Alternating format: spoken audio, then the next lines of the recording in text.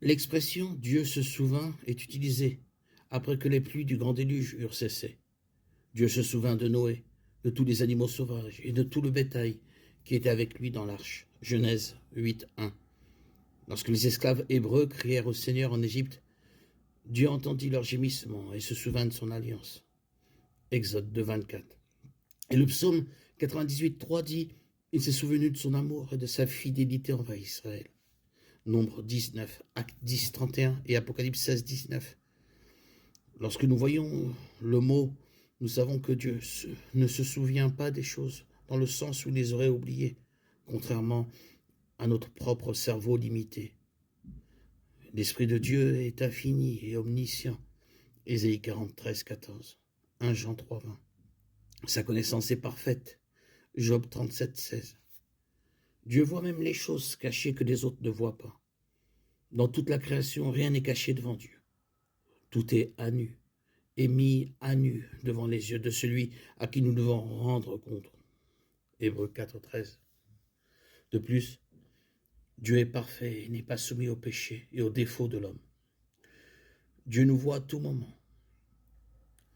Dieu se soucie profondément de toute sa création, avec un amour spécial et insondable pour tous les humains.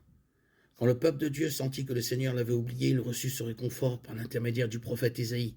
« Tes murs sont toujours devant moi. » Ésaïe 49:14-16.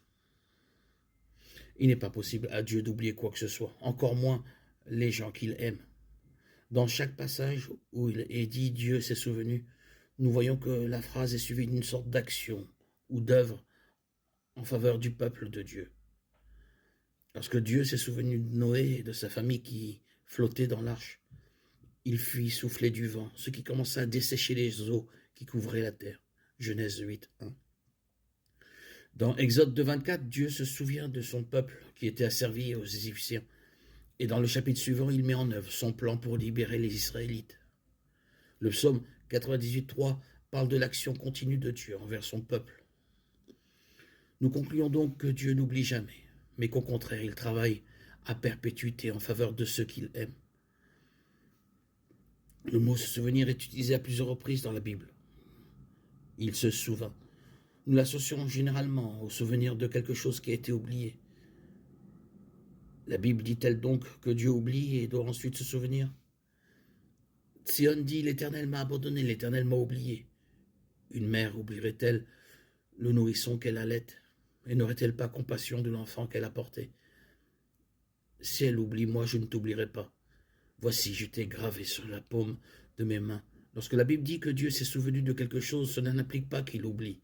Dieu se souvient toujours. Cela fait partie de sa nature. L'affirmation sur laquelle Dieu s'est souvenu met l'accent sur sa fidélité et sur son attention éternelle.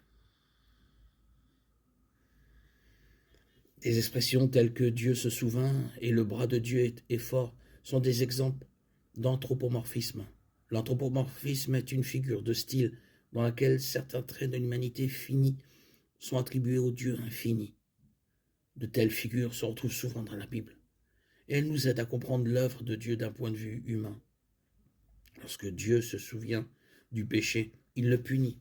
Psaume 25:7. Lorsque Dieu se souvient de son peuple, il le bénit. Néhémie 13:22. Les passages dans lesquels Dieu se souvient sont toujours suivis de preuves que Dieu n'oublie jamais.